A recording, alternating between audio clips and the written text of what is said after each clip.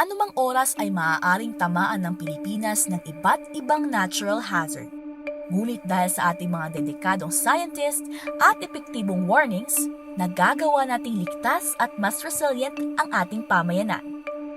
Ang maghanda video na ito tungkol sa meteorological hazard ay tutulungan kang maintindihan ang tropical cyclone wind signal at gale warning. Nagtataka ka ba kung bakit naglalabas minsan ang DOST Pag-asa ng Tropical Cyclone Wind Signal kahit na maaraw naman sa inyong lugar?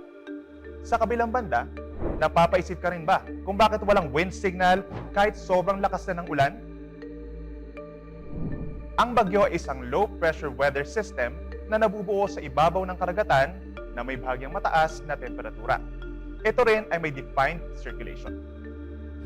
Naglalabas ang DOST Pag-asa ng Tropical Cyclone Wind Signal o TCWS na may kasamang corresponding lead time o oras para paghandaan ang mga mapaminsalang epekto ng isang bagyo.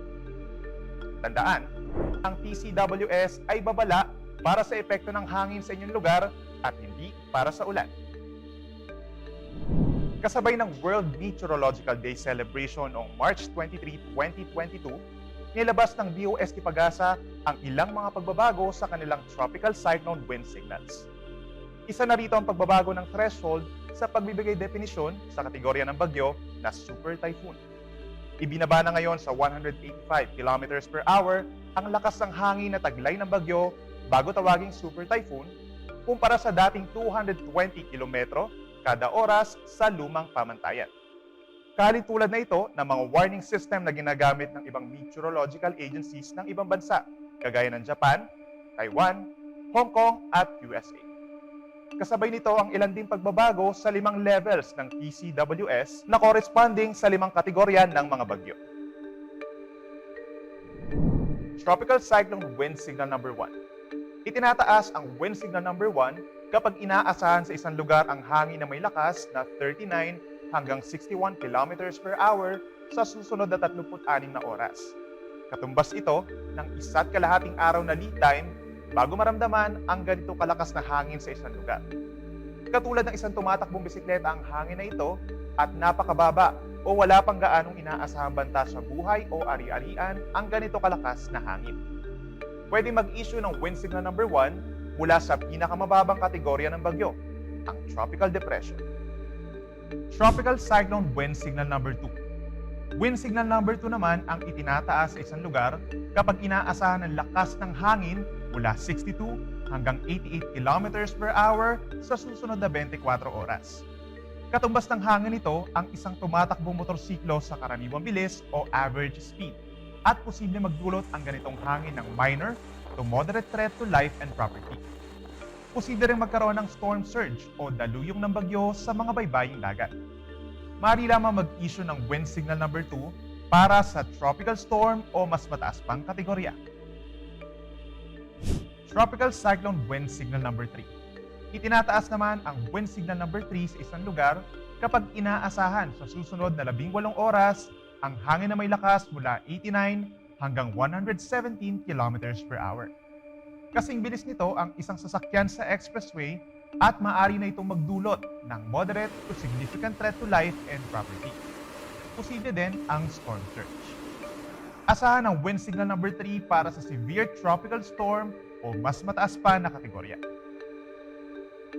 Tropical Cyclone Wind Signal Number 4. Wind Signal Number 4 naman ang itinataas sa inyong lugar kapag makakaranas ito ng lakas na hangin na maglalaro mula 118 hanggang 184 km per hour sa susunod na 12 oras. Simbilis ng hangin na ito ang isang fast-moving train at posible magdulot ng significant to severe threat to life and property. Posible rin ang storm surge na hanggang 3 metro. Alam niyo bang maraming malalakas sa bagyo, gaya ng typhoon at super typhoon ang may mata? Ang diameter nito ay naglalaro mula 30 hanggang 65 kilometers at associated ito sa kalmadong panahon. Kung ang tropical cyclone ay may lakas na typhoon o higit pa, asahan ang TCWS number 4. Pinakahuli at pinakamataas na warning level ang wind signal number 5. Signal number 5 naman ang itinataas kapag umabot sa 185 km per hour o higit pa ang aasahang hangin sa isang lugar sa susunod na 12 oras. Kasing bilis ng pag-take off ng eroplano ang hangin nito at severe to extreme threat to life and property ang mararanasan. Posible din ang storm surge na higit sa 3 metro sa mga nakatira malapit sa dagat. Kaakibat ng signal number 5 ang mga lugar na dadaanan ng isang super typhoon. Muli, ang tropical cyclone wind signal ay kaiba sa babala sa ulan. Ang mga lugar na mataas ang wind signal ay may malaking tsansa na makaranas ng malalakas na pag-ulan, habang ang mga lugar na kahit mababa lamang ang wind signals ay pwede pa ring tamaan ng malakas na ulan. Tanging sa hangin nakabase ang PCWS. Ini-issue naman ng DOST Pag-asa ang Heavy Rainfall Warning System para sa mga babala na may kinalaman sa pag-ulan. Ang lahat ng mahalagang impormasyon na may kinalaman sa bagyo ay nakasaad sa Tropical Cyclone Bulletin o TCB ng DOST Pag-asa. Unang makikita sa TCB ang latest location, intensity, diameter, at movement ng binabantayang bagyo. Nakalagay din sa bulletin ang latest forecast chart kung saan nakapaloob ang forecast track at forecast intensity ng bagyo. Mapapansin ang chart ay may kasamang logo ng DOST at DOST Pag-asa upang masiguro na lehitimo ang nilalabas na mapa. Sa gitnang bahagi ng TCB, makikita ang lahat ng lugar na may PCWS at ang mga kakibat na potential impacts nito. Habang sa huling parte, nakalista ang iba pang posibleng hazards o panganib mula sa bagyo, gaya ng malakas na hangin at matataas na alon. Unang naglalabas ng TCB kapag may pumasok o nabuong bagyo sa loob ng Philippine Area of Responsibility o PAR. Inilalabas ng DOST Pag-asa ang TCB kada 3 oras kapag may nakataas ng wind signal. Ini-issue naman ang huling TCB kapag lumabas na ang bagyo sa PAR o kaya naman ay humina na ito bilang low pressure area habang nasa loob ng PAR. Ano ang tawag sa wind warning na inilalabas kadalasan tuwing may monsoon gaya ng amihan o habagat? A. Monsoon warning. B. Gale warning. C. High winds warning. O D. Calamity warning.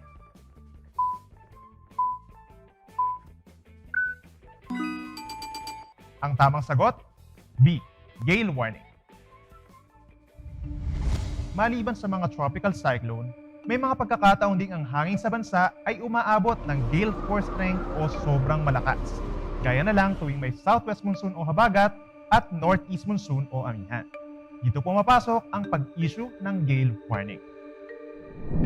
Itinataas ang gale warning kapag ang lakas ng hangin sa isang lugar ay inaasahang aabot ng 52 km per hour o higit pa sa loob ng 6 hanggang 12 oras. Kapag umabot sa 52 km per hour ang lakas ng hangin sa baybayin, posible ito makagawa ng at least 3.5 metrong taas ng alon, kasing taas ng isang palapag na gusali. Ang gale warning ay dinisenyo para alertuhan ng mga mangingisda at iba pang sea traveler dahil ang malalakas na hangin sa baybayin ay maaaring magdulot ng maaalong karagatan na siya namang mapanganib. Tuwing binabanggit ang gale warning, maririnig natin ang iba't ibang lakas ng alon sa karagatan. Ngunit ano nga bang ibig sabihin ng mga ito? Ang slight seas o banayad na karagatan ay mayroong mga alon na ang taas ay nasa pagitan ng 0.6 at 1.1 meters. Ang moderate seas naman o katamtamang karagatan ay may mga along nasa 1.2 hanggang 2.5 meters ang taas. Rough seas o maalong karagatan ng tawag kung ang alon ay may taas na 2.6 hanggang 4 meters. Habang very rough seas o napakaalong karagatan ang tawag kung umabot na sa 4.1 hanggang 6 meters ang mga alon. Dahil ang minimum threshold ng gale warning ay 52 km per hour na equivalent sa 3.4 meters, itataas na Pag-asa ang warning sa mga baybayang magkakaroon ng rough to very rough seas. Ito ang halimbawa ng isang gale warning. Masisiguro na opisyal ang inilabas na gale warning kapag makikita ang logo at pangalan ng Pag-asa sa dokumento at may pirma ng mga forecasters sa ibaba. Makikita rito ang isang table kung saan nakasulat ang mga seaboard ng mga lalawigan na magkakaroon ng sobrang malakas na hangin. Ang kaakibat nitong wave height o taas ng alon at ang lagay ng panahon doon. Nakasaad din sa gale warning ang weather system na nagdudulot ng sobrang lakas na hangin. Tumutulong ang Philippine Coast Guard na ipakalat ang gale warning na ini-issue ng Pag-asa kada 12 oras. Ibababa lamang ang babalang ito 6 hanggang 12 oras matapos humina ang hangin. Getting the right information is key to preparedness. Alam niyo ba na ang DOST Pag-asa ay hindi nag-i-issue ng class suspension? Alam niyo rin ba na ang eye wall at hindi ang mata ng bagyo ang may malakas na hangin? If not, now you know. Ang DOST Pag-asa ay patuloy na maglalabas ng mga updates sa bagyo at iba pang weather systems upang matulungan ang mga LGU at ang publiko na maghanda.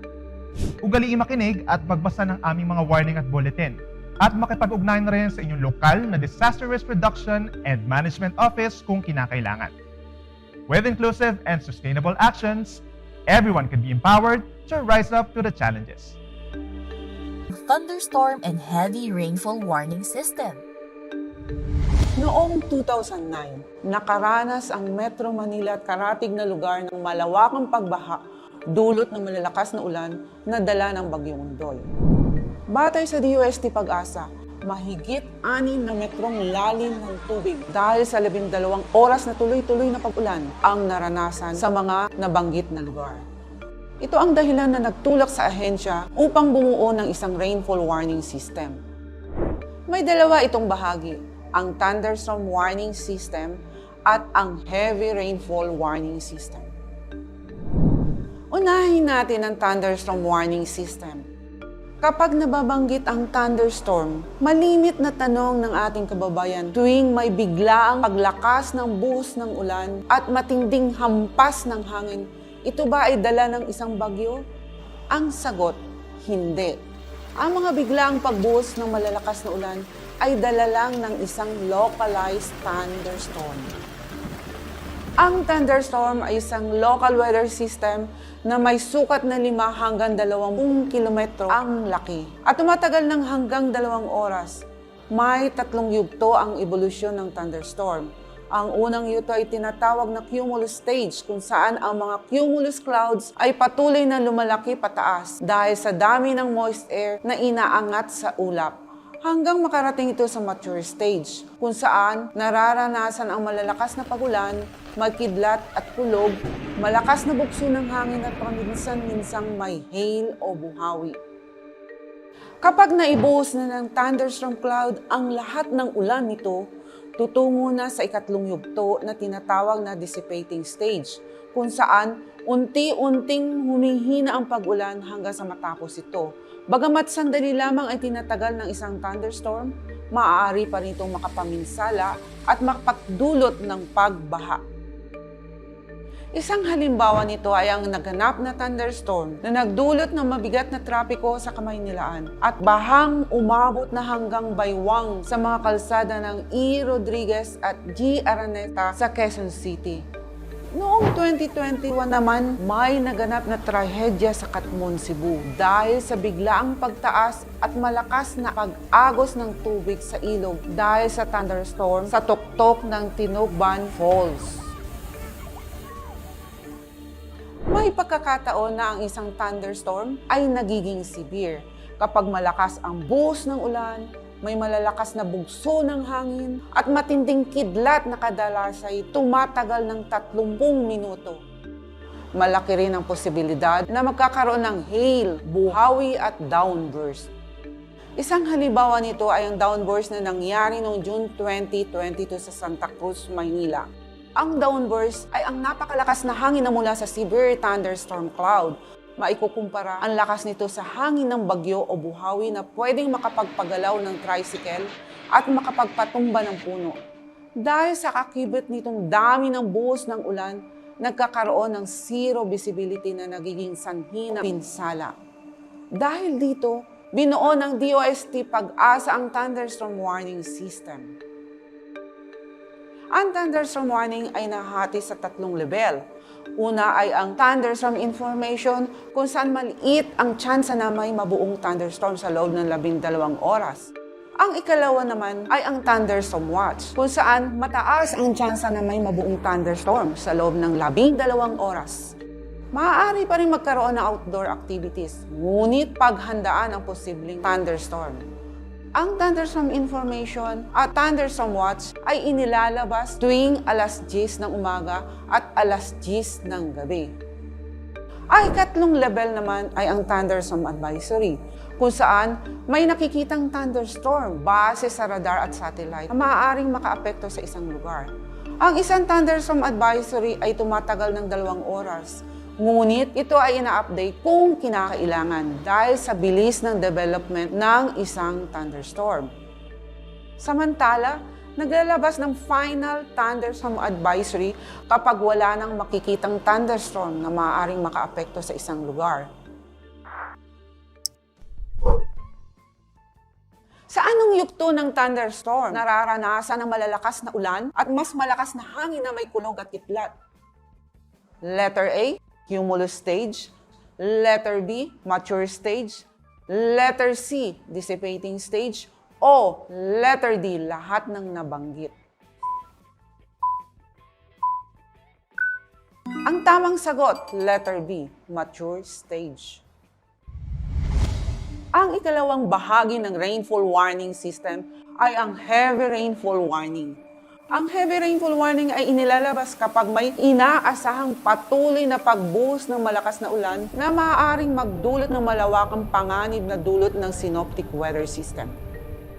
Ang mga synoptic weather system na nagdudulot ng heavy rainfall sa Pilipinas ay ang tropical cyclone o bagyo, habagat, amihan, tail end of a cold front, shear line, low pressure area, at intertropical convergence zone o ITCZ. Ang labis na pagulan ay may kaakibat na epekto sa bansa gaya ng pagbaha, pagguho ng lupa, pinsala sa agrikultura at infrastruktura at kanselasyon ng mga biyahe.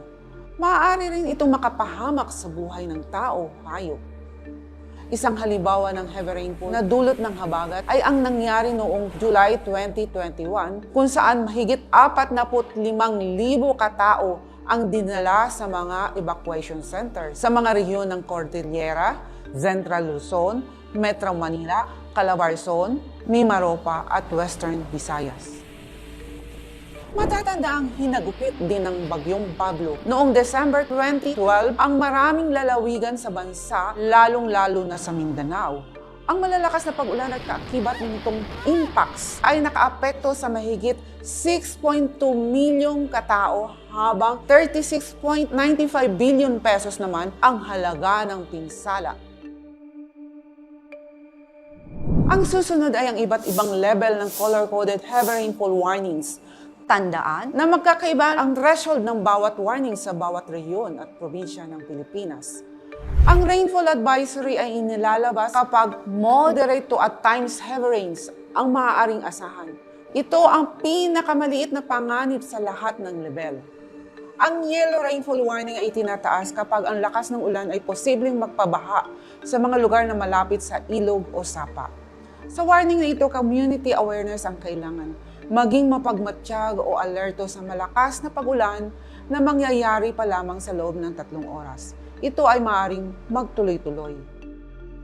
Inaabisuhan ng publiko na antabayanan ang latest weather updates at advisories na ipapalabas ng DOST Pag-asa at maghanda na ng mga pangunahing pangangailangan para sa paglikas. Ang orange rainfall warning ay tinataas kapag ang lakas ng ulan ay inaasahang magpabaha at maaaring magsanhi ng landslide sa ilang lugar. Sa warning ito, community preparedness ang kailangan. Maging handa sa posibleng paglikas dahil ang pagbaha ay nakaalarma na. Inaabisuhan ng publiko na manatiling nakatutok sa mga advisory na ilalabas ng DOST Pag-asa kada 3 oras at maghanda sa posibleng paglikas. Dalhin ang mga emergency kit kapag lilikas na. Red rainfall warning naman ang itinataas kapag ang lakas ng ulan ay nagdudulot ng matindi at malawakang pagbaha at pagguho ng lupa sa landslide-prone areas. Marami na ring kalsada ang hindi maaaring madaanan. Sa warning na ito, community response ang kinakailangan. Manatiling nakatutok sa mga update ng DOST Pag-asa. Sundin ang abiso ng LGU kung kinakailangan lumikas sa matataas na lugar at designated evacuation center sa inyong komunidad.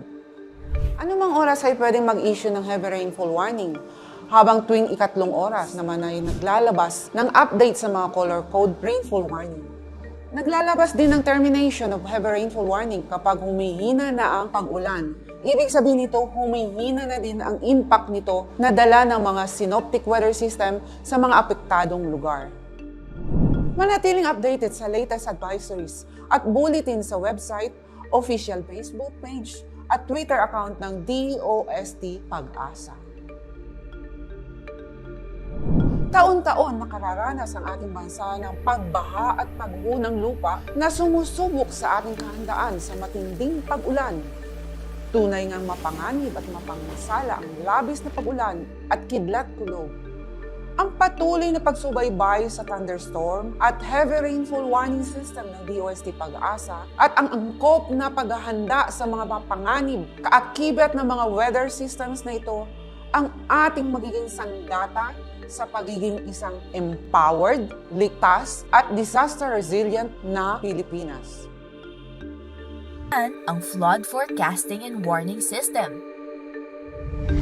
Dahil sa lokasyon ng Pilipinas, madalas itong tamaan ng malalakas na bagyo na pangunahing sanhi ng pagbaha.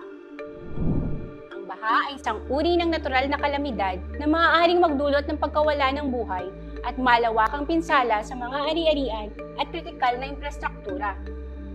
Ang baha ay nangyayari kapag umapaw ang tubig sa mga lugar na di karaniwang may tubig o binabaha. Maaari ding bumaha kapag lumagpas na ang dami o antas ng tubig sa kapasidad ng mga ilog, sapa at iba pang daluyan ng tubig. Maaari ring magkabaha kung may malakas o biglang pag-ulan at mabagal ang pagbaba ng tubig dahil sa masisikip at baradong daluyan. Ang ganitong uri ng pagbaha ay nararanasan sa lungsod tuwing may matitinding bagyo o kaya na may malalakas na pag-ulan. Kadalasang sanhi ng pagbaha ay ang mga sumusunod. Malakas na pag-ulan, bunsod ng bagyo, monsoon, intertropical convergence zone, at thunderstorms. River overflow o pag-apaw ng tubig sa mga ilog o sapa. Daluyong ng bagyo o storm surge at tsunami. Pagkasira ng dam at dike at maaari ring magdulot ng malawakang pagbaha. May epekto rin ng heograpiya o lokasyon ng isang lugar.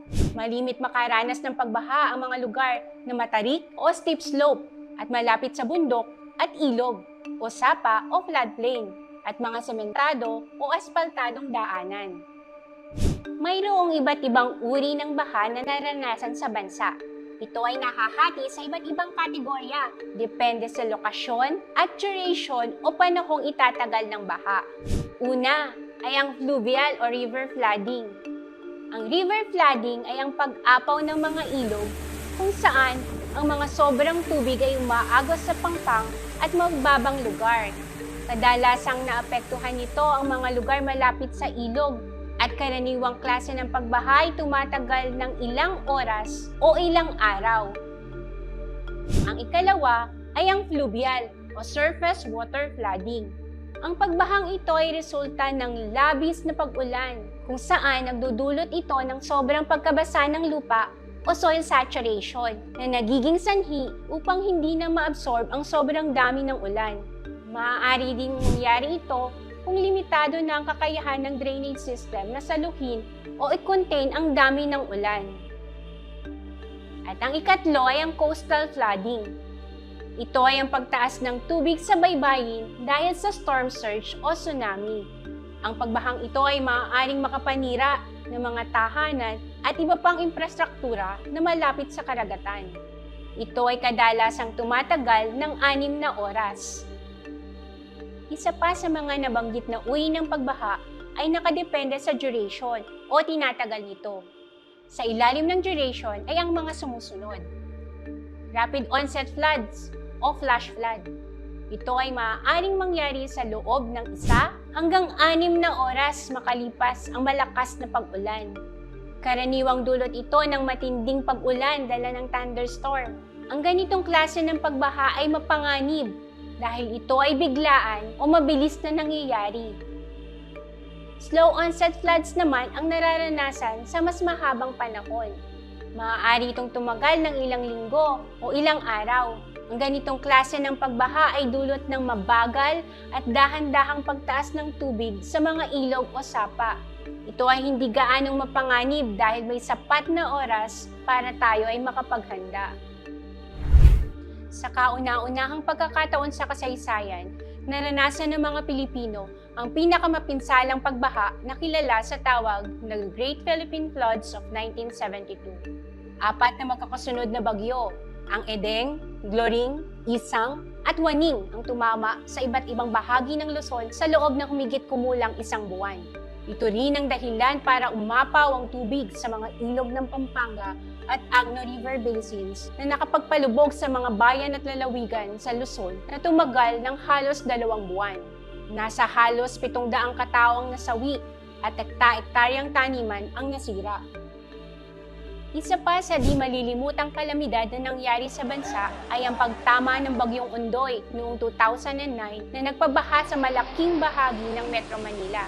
Sa Science Garden sa Quezon City, naitala ang 455 mm na ulan na ibinuhos lamang sa loob ng 24 na oras. Ang nasirang infrastruktura ay tinatayang umabot sa 570 milyong piso. Nahinto ang trapiko dahil sa pagkasira ng mga pangunahing daan sa EDSA at pagkansela ng mga domestic at international flights sa NAIA. Pumunta naman tayo sa Flood Forecasting and Warning or FFW.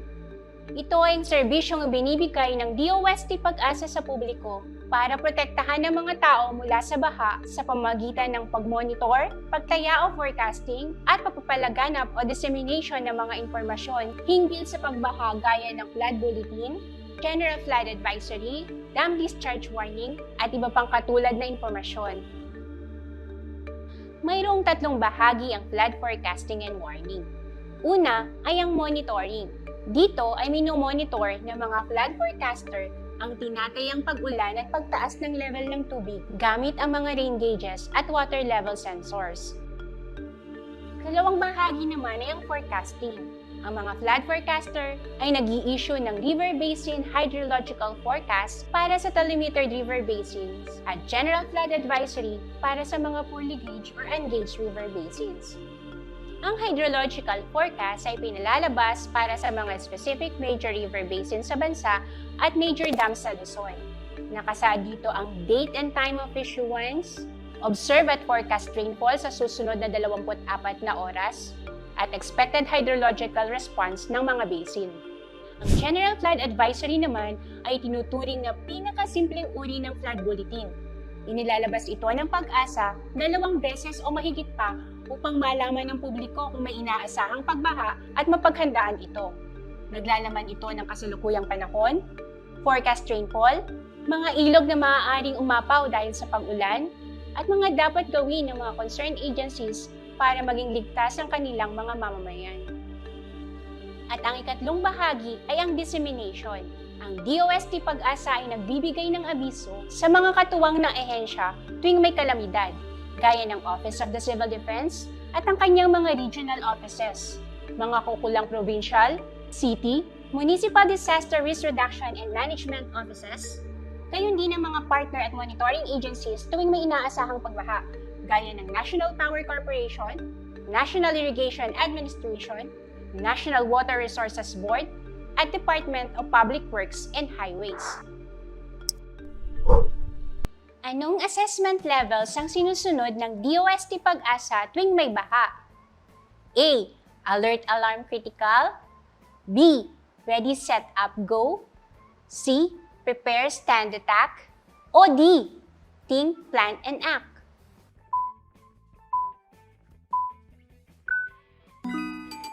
Ang tamang sagot, Alert Alarm Critical.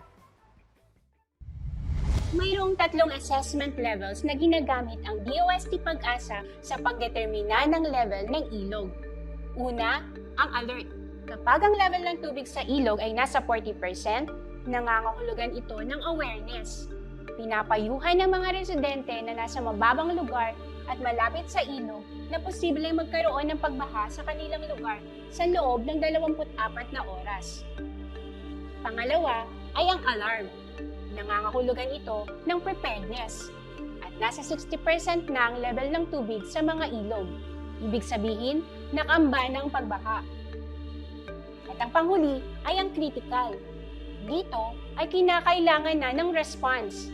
Ang level ng tubig sa ilog ay nasa 80% na o maaari nang umapaw ang ilog.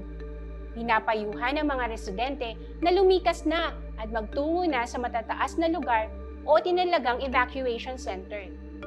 Ang baha ay kasalukuyang nangyayari at posible pang magpatuloy sa loob ng 24 oras.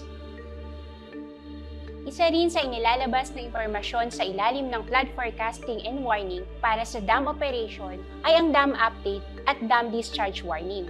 Ang dam update ay ang summary ng kasalukuyang level ng mga minomonitor na major dams.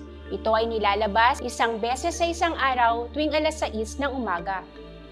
Samantala, ang dam discharge warning ay ini-issue ng mga dam operators base sa abiso ng DOST Pag-asa 8 oras bago magpakawala ng tubig mula sa mga dam at tuwing may pagbabago sa tubig na pakakawalan ito.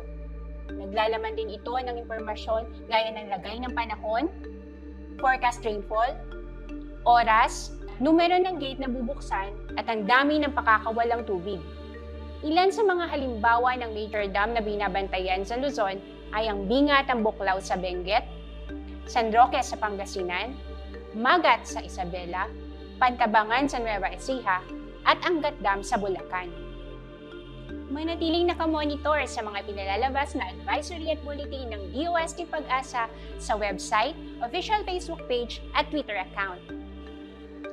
Taon-taon ng Pilipinas ay dinadaanan ng mga bagyo. Ilan sa mga ito ay nakapipinsala at nakakapagdulot ng matinding sakuna tulad ng baha. Maging disiplinadong mamamayan at alamin ang posibleng panganib ng baha sa inyong lugar.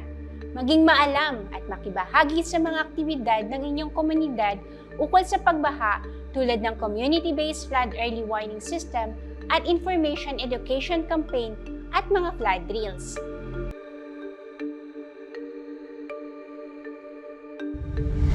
Alam niyo ba na kapag mainit ang temperatura ay kadalasang nakakaranas ang ating bansa ng tagtuyot? Ito ay maaaring dulot ng El Nino. Pero ano nga ba ang El Nino at anong pagkakaiba nito sa La Nina? Ang El Nino at La Nina ay bahagi ng yugto ng tinatawag na El Nino Southern Oscillation o ENSO. Ang ENSO ay halimbawa ng natural climate variability. Ito ay dulot ng interaksyon ng atmosphere at karagatan, particular sa gitna at silangang bahagi ng Dagat Pasipiko. Isang halimbawa ng interaksyong ito ay malawakang pag-init at paglamig ng temperatura ng ibabaw ng Tropical Pacific. Kabilang sa mga yugto ng ENSO, ang neutral condition o kapag walang malaking pagbabago sa temperatura ng Tropical Pacific. Sa silangan, ang mainit na tubig patungo sa Western Pacific na kung saan matatagpuan ang Pilipinas. Sa panahong ito, kadalasang nakakatanggap ang ating bansa ng karaniwan o normal na dami ng tubig ulan. And now, let's see the difference between El Nino and La Nina. Ang El Nino ay ang warm phase ng ENSO. Ibig sabihin, ang temperatura ng ibabaw ng dagat sa gitnang parte at silangang bahagi ng Dagat Pasipiko ay mas mainit kaysa karaniwan. Gaanong mas mainit? Ibig sabihin, ang sea surface temperature sa Tropical Pacific ay dapat mas mainit ng positive 0.5 degrees Celsius o mas higit pa kaysa normal na temperatura na maaaring umabot between 26 to 28 degrees Celsius. Halimbawa, ang average temperature ng Tropical Pacific ay 28 degrees Celsius at kapag ito ay umabot ng 28.5 degrees Celsius o higit pa sa loob ng 3 buwan, ibig sabihin, ito ay matatawag na El Nino. Ang El Nino ay nangyayari every 2 to 7 years at kadalasang tumatagal ng 8 to 12 months. Samantala, ang malalakas na El Nino naman ay nangyayari every 10 to 15 years. Ilan sa mga indikasyon o epekto ng El Nino sa ating bansa ay ang pagkaantala ng panahon ng tag-ulan, mas mahabang panahon ng tagtuyot, mas kakaunting bilang ng bagyo na pumapasok sa Philippine Area of Responsibility at mas mababang dami ng ulan kaysa normal. Kabaliktaran naman ng El Nino ay ang La Nina. Ito ay ang cold phase ng ENSO na kung saan ang sea surface temperature sa gitnang parte at silangang bahagi ng Tropical Pacific ay mas malamig kaysa normal na temperatura. Ang sea surface temperature sa Tropical Pacific kapag may La Nina ay dapat mas malamig ng negative 0.5 degrees Celsius o mas mababa pa kaysa normal nitong temperatura. Ang La Nina ay nangyayari every 3 to 4 years at kadalasang tumatagal ng 1 to 3 years. Kapag may La Nina, ang ating bansa ay nakararanas ng mahabang panahon ng tag-ulan na may kaakibat na mas maraming dami ng ulan at mas maraming bagyo na pumapasok sa Philippine Area of Responsibility. Nakararanas din tayo ng mas malamig na panahon.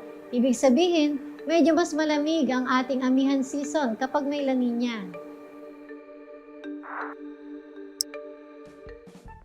Saang bahagi ng Pilipinas na itala ang pinakamainit na temperatura?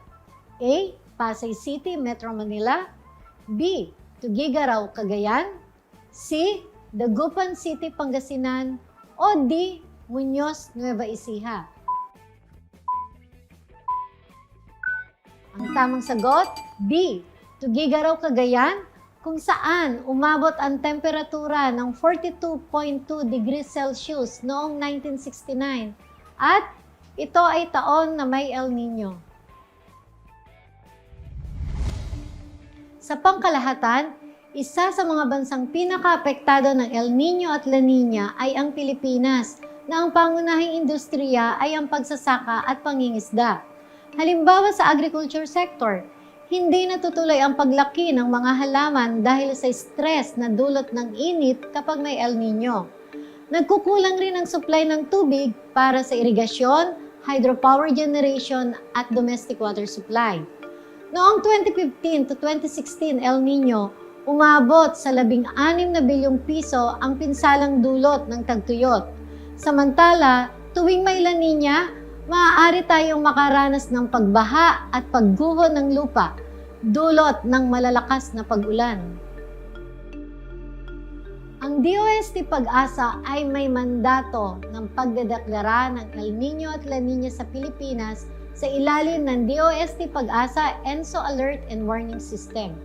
Ginagamit ang Oceanic Nino Index o ONI para malaman kung may paglamig o pag-init ng sea surface temperature sa gitna at silangang bahagi ng Tropical Pacific kaysa karaniwan sa loob ng 3 buwan. Sa ilalim ng warning system ng El Nino at La Nina, ini-issue ang watch o yellow warning kapag may 55% chance na magkakaroon ng El Nino o La Nina sa Tropical Pacific sa susunod na 6 na buwan. Samantala, inilalabas naman ang alert o orange warning sa El Nino o La Nina kapag may 70% chance o higit pa na magkakaroon ng El Nino o La Nina sa susunod na 2 buwan. Sa ilalim din ng orange warning, ang ONI ay umaabot ng positive 0.5 degrees Celsius o higit pa kapag may El Nino at negative 0.5 degrees Celsius o mas mababa pa kapag may La Nina. Ang advisory o red warning ay ini-issue habang ang El Nino o La Nina ay kasalukuyang nangyayari at posibleng magpapatuloy sa mga susunod na buwan. Ano-ano nga ba ang mga dapat gawin bago o habang may El Nino at La Nina?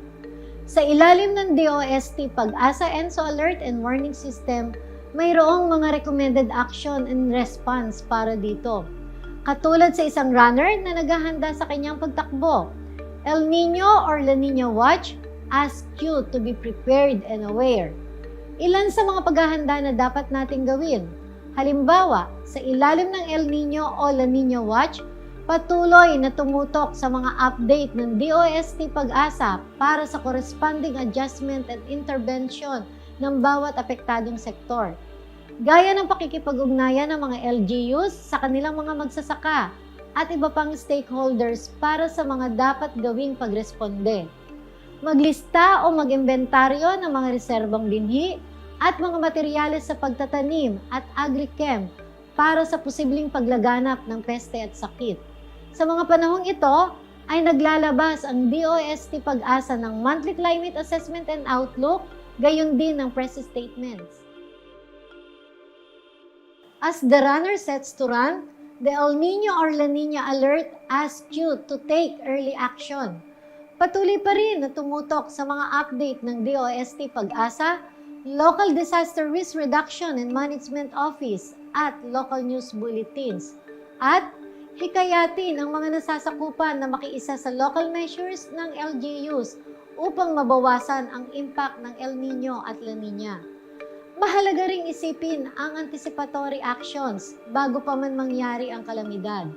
Naglalabas din ang DOST Pag-asa ng dry spell at drought assessment kapag may El Niño. Ang dry spell ay kapag mayroong up to 60% na pagbaba o kabawasan sa tubig ulan kaysa karaniwan itong natatanggap sa loob ng 3 buwan o more than 60% ang kabawasan ng tubig ulan sa loob ng 2 buwan. Ang drought naman ay kapag mayroong up to 60% na kabawasan ng tubig ulan sa loob ng 5 buwan o more than 60% na kabawasan ng tubig ulan sa loob ng 3 buwan. Just like when the runner performs the action of running, the El Niño or La Niña advisory asks you to take action. Para sa LGUs, hikayatin ang mga magsasaka na kumuha ng crop insurance o iba pang financing mechanism sa panahon ng El Niño o always have your disaster kit ready sa panahon ng La Niña. Sa panahong ito, naglalabas pa rin ang DOST Pag-asa ng monthly outlooks, press statements, gayon din ng dry spell and drought assessment and outlook. At gaya ng isang runner na nakatapos sa finish line, ang DOST Pag-asa ay naglalabas ng final advisory once El Niño and La Niña has ended. Manatiling updated sa mga inilalabas na advisory at bulletin ng DOST Pag-asa sa aming website, official Facebook page at Twitter account. Ang mga hazard na dala ng El Niño at La Niña ay maaaring maging mapanganib at mapaminsala. Ngunit, sa tulong ng mga concerned government agencies na katuwang ng DOST Pag-asa, maaari ding maiwasan ang paglala ng mga ito. Bukod pa rito, inaasahan din natin ang patuloy na pakikipagtulungan sa mga sektor ng agrikultura, water resources at DRR sa panahon ng El Niño at La Niña para makamit natin ang food and water security sa oras na mangyari ang mga ganitong klaseng kalamidad sa Pilipinas. Now that you know more about the El Niño Southern Oscillation and its warning system, we are a step closer to an empowered, safer, and disaster-resilient nation. Ang Storm Surge and Storm Surge Forecasting and Warning System. Malaking bahagi o halos 60% ng mga munisipalidad at syudad sa Pilipinas ay coastal o nasa baybayin. Ang kahabaan ng baybayin sa bansa ay aabot sa 36,289 kilometers. Habang 60% rin ng kabuuang populasyon ng ating bansa ay nakatira sa coastal areas. Dahil dito, ang Pilipinas ay madalas tamaan ng bagyo na may kaakibat na malalakas na hangin na posibleng magdulot ng storm surge sa mga baybaying dagat. Ang mga komunidad at mga lugar na ilang kilometro lamang ang layo dito ang pangunahing maaaring tamaan ng storm surge depende sa taas ng kalupaan. Kapag mas mababa ang kalupaan ay mas madali itong maapektuhan. Isa sa mga hindi malilimutang storm surge sa Pilipinas, lalo na sa Visayas, partikular sa mga pulo ng Samar at Leyte ay ang daluyong dulot ng Super Typhoon Yolanda noong 2013. Ito ay may taglay na hangin na aabot sa 235 km/h. Ang Super Typhoon Yolanda ang sinasabing isa sa pinakamalakas na bagyo sa buong mundo na naging sanhi ng kamatayan ng hindi bababa sa 6,000 katao At karamihan sa mga nasawi nung tumama ang Super Typhoon Yolanda ay dahil sa storm surge o daluyong ng bagyo. Ngunit ano nga ba ang naging dahilan? Bakit marami ang nasawi at napinsala? Ayon sa pag-aaral, hindi naintindihan ng publiko ang ibig sabihin ng storm surge at ang maaaring maidulot na pinsala nito. Ito'y sa kabila ng sapat na impormasyon at mga paalaala mula sa pamahalaan. Kaya't ating alamin ano nga ba ang storm surge. Ang storm surge o daluyong ng bagyo ay ang abnormal na pagtaas ng level ng dagat dahil sa malakas na hangin na dulot ng bagyo. Ang taas ng daluyong ay maaring umabot mula sa isang talampakan o mas mataas pa sa 12 talampakan gaya ng nangyari sa Super Typhoon Yolanda na umabot ng 20 feet o 7 meters. Ngunit gaano man ito kataas, ang storm surge ay lubhang mapanganib dahil sa mabilis at malakas na agos nito. Mayroong iba't ibang dahilan ng nakakaapekto sa storm surge height o taas ng daluyong. Ang meteorological parameters gaya ng sukat at lakas ng bagyo, atmospheric pressure at ang angle of approach o direksyon ng pagtama ng bagyo sa isang lugar o kalupaan. Gayon din ang pisikal na katangian ng lupa gaya ng lalim ng dagat, hugis ng baybayin at mga proteksyong natural at gawa ng tao. Ang lakas na taglay ng bagyo ang pangunahing dahilan kung bakit nagkakaroon ng storm surge. Habang lumalakas ang bagyo, mas tumataas ang storm surge. 85% ng kabuuang taas ng storm surge ay dahil sa taglay na lakas ng hangin ng bagyo. Ang mas malalakas at malalaking bagyo ay maaring makapagdulot ng malawakang pagbaha. Makikita dito, habang ang isang bagyo ay papalakas, tumataas din ang storm surge na dulot nito. Ang epekto naman ng atmospheric pressure sa storm surge height ay kakaunti lamang kung ikukumpara sa taas na dulot ng malakas na hangin na dala ng bagyo. Dito, ang level ng dagat ay tumataas ng 1 cm sa bawat pagbaba ng 1 millibar ng atmospheric pressure. Isa pa sa mga dahilan na maaring makaapekto sa taas ng storm surge ay ang angle of approach o ang direksyon ng pagtama ng bagyo sa lugar. Ito ay maaring sa direksyong perpendicular, paralel o padiagonal. Halimbawa, kapag ang isang bagyo ay tatama ng paperpendikular o diretso sa baybaying dagat, mas mataas ang storm surge at mas malawak na pagbaha ang maaring maidulot nito. Kapag ang direksyon ng bagyo ay kahalintulad o paralel sa lupa, ito ay maaaring magdulot lamang ng mas mababang storm surge dahil ang malakas na hangin ng bagyo ay nananatili lamang sa dagat. Maaari naman itong magdulot ng mas mababang pagbaha. Ang padiagonal na direksyon naman ng bagyo sa lupa ay maaari ring magdulot ng mataas na storm surge. Ngunit ang mga lugar lamang na malapit sa baybayin ang maaring maapektuhan nito. Ang katangian naman ng lupa o baybaying dagat ay isa ring dahilan na nakakaapekto sa taas ng storm surge. Isa na rito ay ang lalim ng dagat. Kapag mababaw at dahan-dahan ang paglalim ng dagat, mas malaki ang posibilidad na mas matataas ang storm surge na maaaring maidulot nito. Samantala, kapag mas malalim ang dagat, posibleng mas mababa ang storm surge na malilikha nito, ngunit may kaakibat itong matataas na alon. Ang natural barriers o proteksyon gaya ng coral reefs, mangrove o bahura ay maaari ring makapagpababa sa daluyong storm surge.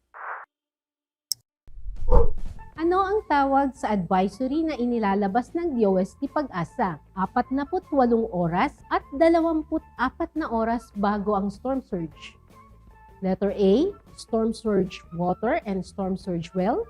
Letter B, storm surge wave and storm surge warm. Letter C, storm surge watch and storm surge warning. O letter D, storm surge weather and storm surge work.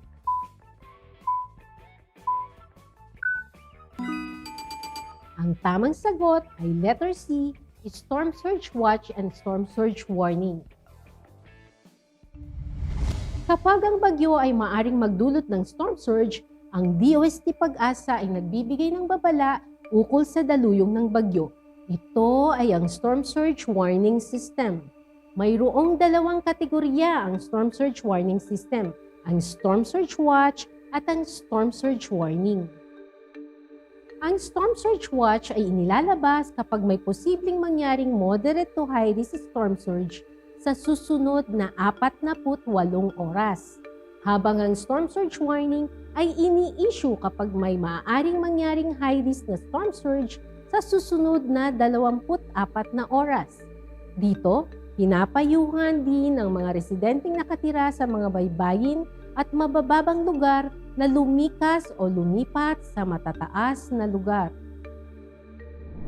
Sa ilalim ng Storm Surge Watch Advisory, makikita ang pangalan ng bagyo o tropical cyclone, petsa at oras na inilabas ito, impormasyon ukol sa bagyo gaya ng lokasyon ng mata o sentro ng bagyo, lakas ng hangin na taglay nito, at ang bilis ng galaw at direksyon ng bagyo. Gayon din ang Storm Surge Watch description, mapa ng mga lugar na maaaring maapektuhan ng storm surge, listahan ng mga probinsyang nasa mababang lugar, at ang recommended actions and precautionary measures na dapat gawin.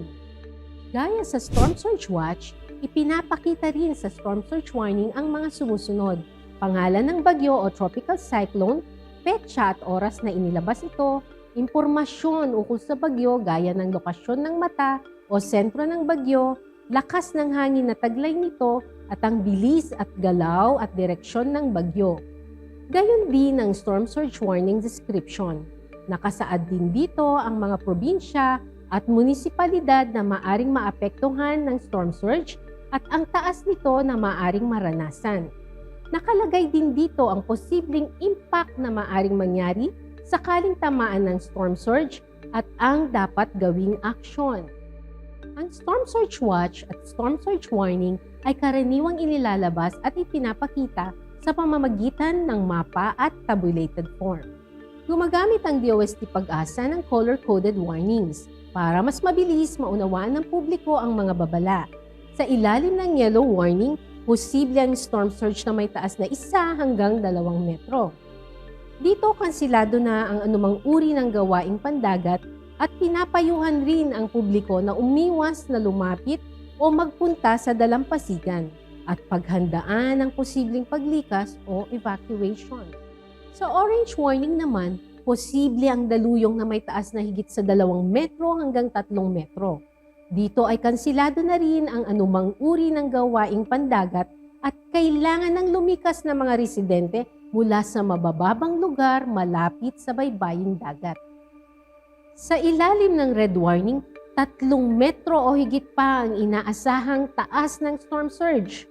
Sa ganitong sitwasyon, hindi na dapat mag-alinlangan ang sino man na lumikas at agad na magtungo sa pinakamalapit na itinilagang evacuation center at kansilado na lahat ang gawaing pandagat.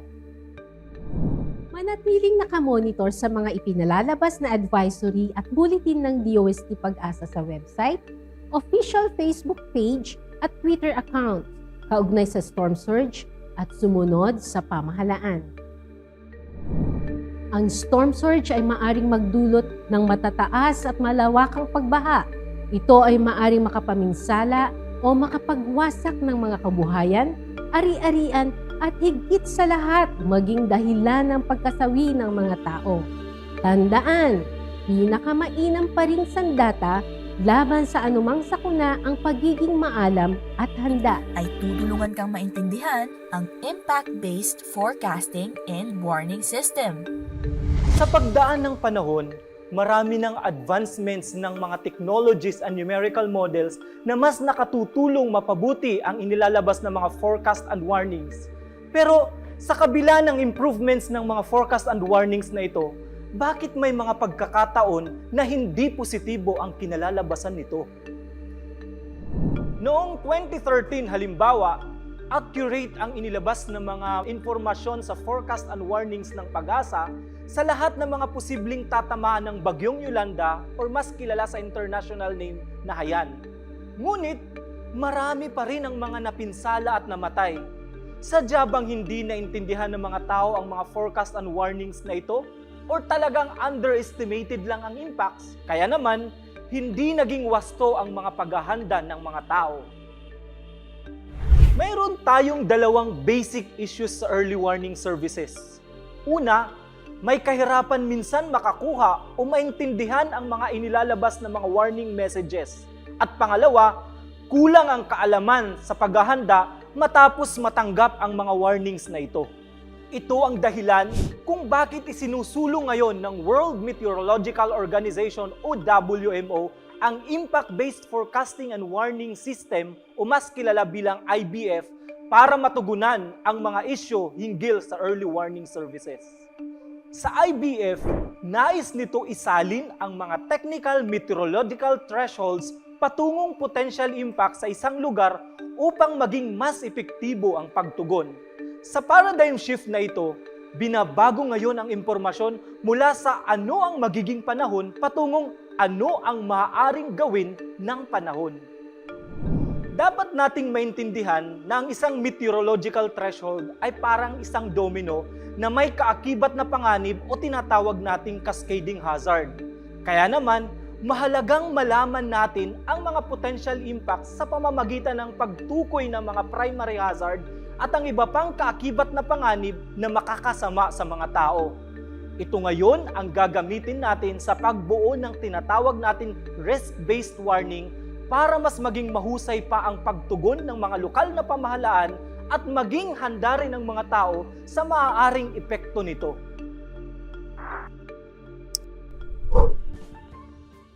Ano ang tawag sa color-coded matrix na ginagamit natin upang malaman ang likelihood o posibilidad ng impacts? Ito ba ay A. Warning matrix, B. Forecast matrix, C. Risk matrix, o D. Calamity matrix?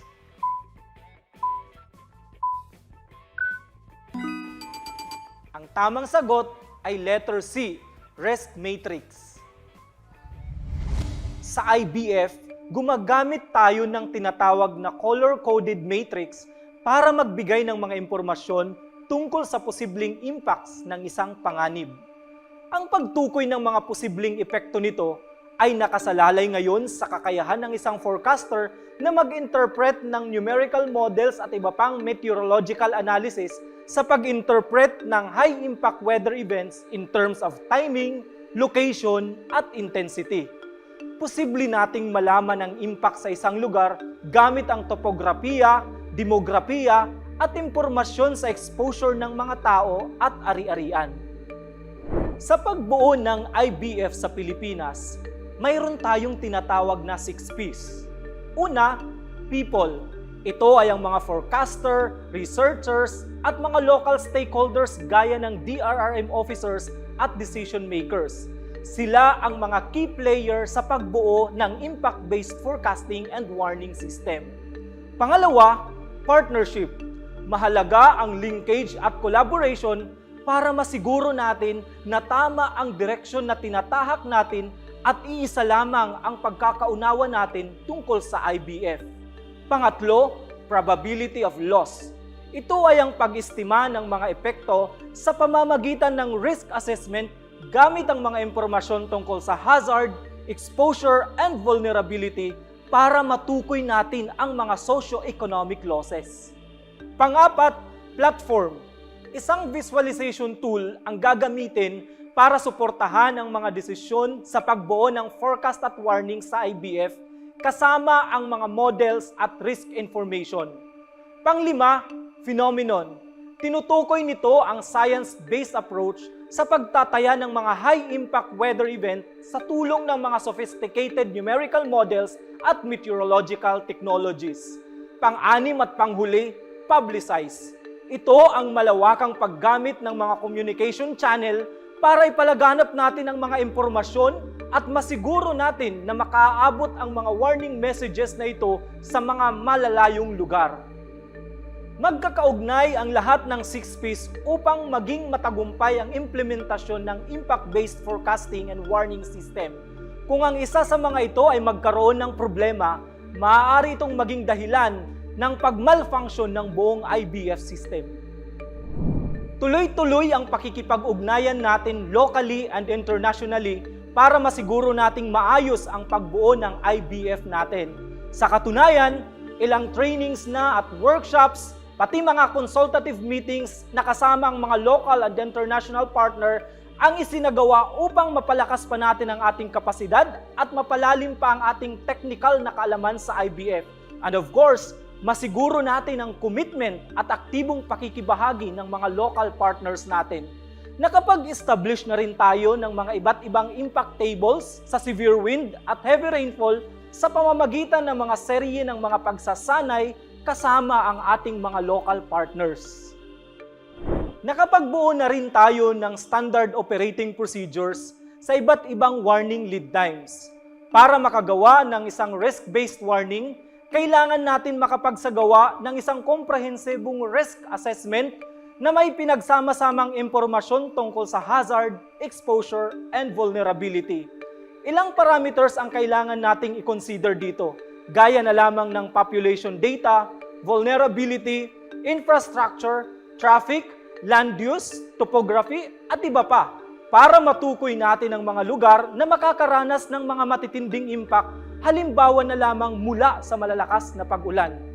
Matutukoy ang mga lugar na maaaring makaranas ng mga posibleng epekto gamit ng color-coded scheme gaya ng yellow, orange, at red warning.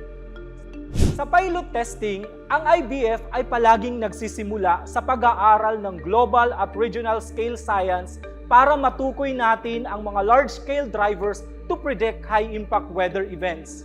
Ang bawat probabilistic information ay aaralin natin upang matukoy natin ang mga posibilidad ng isang hazard. At pagkatapos nito, pagsasamahin natin ang mga resulta ng mga analysis at mga potential impacts batay na rin sa mga impormasyong binibigay sa atin ng mga local partners natin.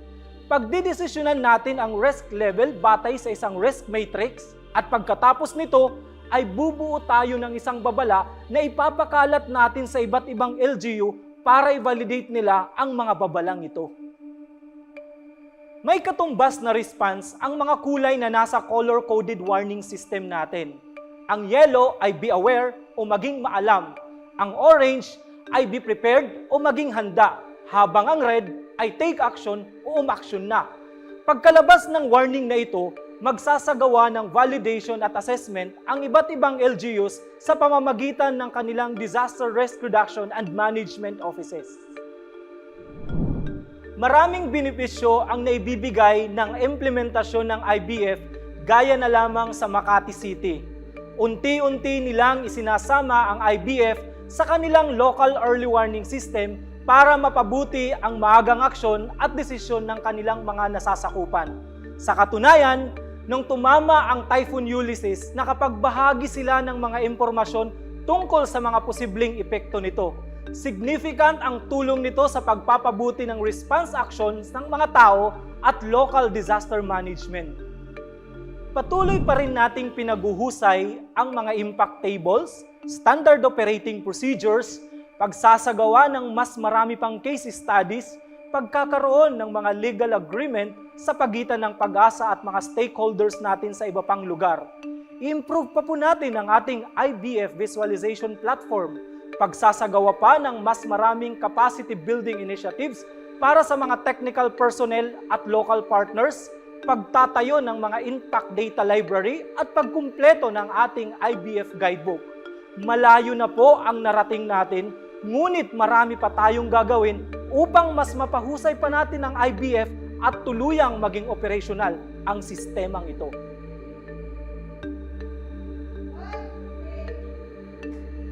Iba na ang panahon ngayon. Kaya naman, hindi lamang sapat na may kaalaman tayo sa ating panahon, ngunit importanteng alam din natin kung ano ang mga kaakibat na impact o epekto nito sa ating bayan at pamayanan. Ang aktibo at patuloy na pakikiisa ng mga local stakeholder ang susi sa tagumpay ng IBF system na makatutulong sa pagpapabuti ng early warning services ng DOST Pag-asa. Ang Pag-asa website. Sa lahat ng panahon, ang DOST Pag-asa ay narito upang patuloy na maglabas ng mga iba't ibang forecast product na makatutulong para sa kaligtasan ng mga buhay at ari-arian. Maliban dito, ang ilang mga produkto ay nakatutulong din para sa economic security at national development ng ating bansa. Atin silipin ang ilan sa mga produktong ito na makikita nga sa official website ng Pag-asa, ang bagong.pagasa.dost.gov.ph. Makikita natin ngayon ang homepage ng Pag-asa website. Sa kaliwang bahagi nito, may makikitang rectangular blue box. Maaring itapat ang pointer dito para lumabas ang mga icon tungkol sa mga forecast products ng ahensya. Ilan sa mga section na narito ay makikita rin sa main header ng ating website. Nais mo bang malaman kung akma sa magiging lagay ng panahon ang iyong napiling outfit of the day? Matutulungan kang makapagdesisyon gamit ang impormasyong makikita sa weather section. Ang icon na ito ay nakapormang ulap o cloud at mayroong drop-down menu. Exploring further, makikita rin sa parehong icon ang General Weather drop-down list. Narito ang daily weather forecast para sa buong bansa at maging ang 4-day weather outlook para sa mga ilang piling lugar. Mayroon ding forecast para sa mga piling Asian cities, weekly weather outlook at mga weather advisories sakaling may mga weather system na inaasahang magdadala ng maraming pagulan at magdudulot ng panganib sa tao at ari-arian. Bukod sa forecast product para sa general public, makikita rin ang mga forecast para sa maritime at aviation industry. Sa dami ng weather information, siguradong planning for an out-of-town trip will be a breeze. Gusto mo bang malaman kung safe maglayag sa ilang seaboards ng ating bansa?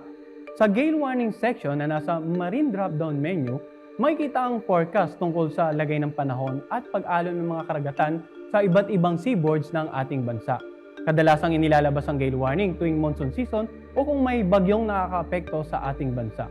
Sa kabilang banda naman, ang shipping forecast section ay para sa ating mga international seafarers. Sa daily temperature section naman, nakalista ang top 10 lowest at highest observed temperatures sa nakalipas na 24 na oras sa mga lugar na may Pag-asa weather stations. Samantala, sa heat index section, makikita ang forecast kung gaano kainit at kalinsangan ang mararamdaman sa ilang lugar sa ating bansa. Karaniwan, kapag ang computed heat index value ay umabot na sa range ng 41 degrees Celsius pataas, posibleng magkaroon ito ng mas adverse effect sa kalusugan ng tao. Ang temperature observation at heat index forecast ay napakahalaga para sa iba't ibang sektor, lalong-lalo na sa panahon ng tag-init. Ang flood information section na makikita sa flood drop-down menu ay malaking tulong para sa mga local disaster risk reduction and mitigation officers at sa iba pang LGU officials ng mga komunidad na malapit sa ilog at sa mga iba pang water reservoirs. Lalong-lalo na kapag tuloy-tuloy ang pag-ulan dahil sa monsoon o bagyong nananalasa sa ating bansa. Makikita rito ang General Flood Advisory, Basic Hydrological Forecast at Metro Manila Flood Monitoring. Ang dam information section naman ay nagpapakita ng water level ng mga iba't ibang dam na binabantayan ng ating ahensya. Ito ay napakahalaga sa publiko, maging sa ilang sektor gaya ng power generation at agrikultura. Anong taon inilunsad ang kasalukuyang version ng DOST Pag-asa website? A. 2017, B. 2018, C. 2019, o D. 2020?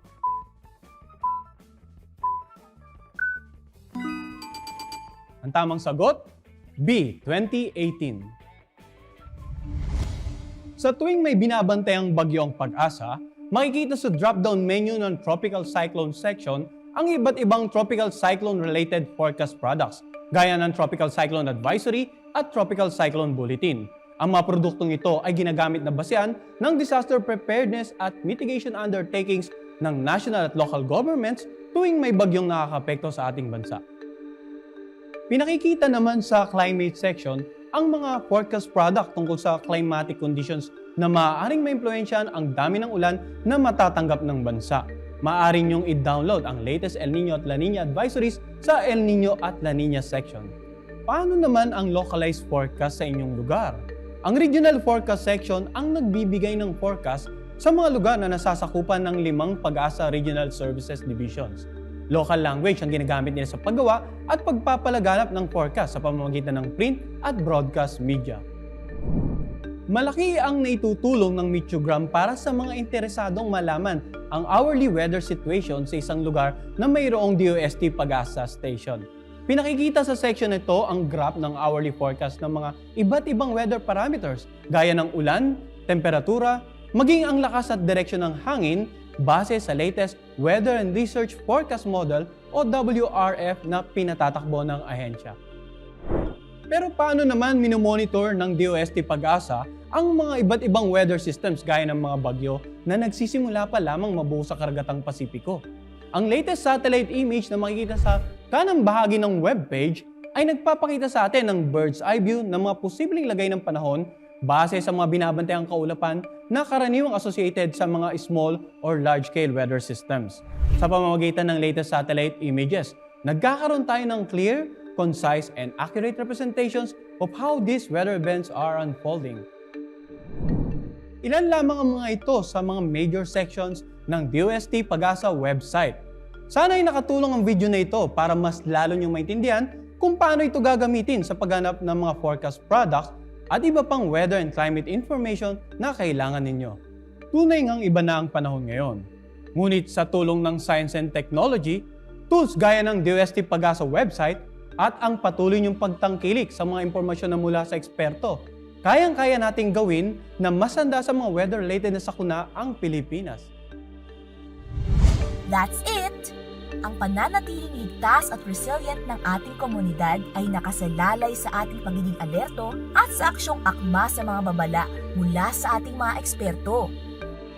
Mula sa amin, tayo'y maghanda para sa ligtas na Pilipinas.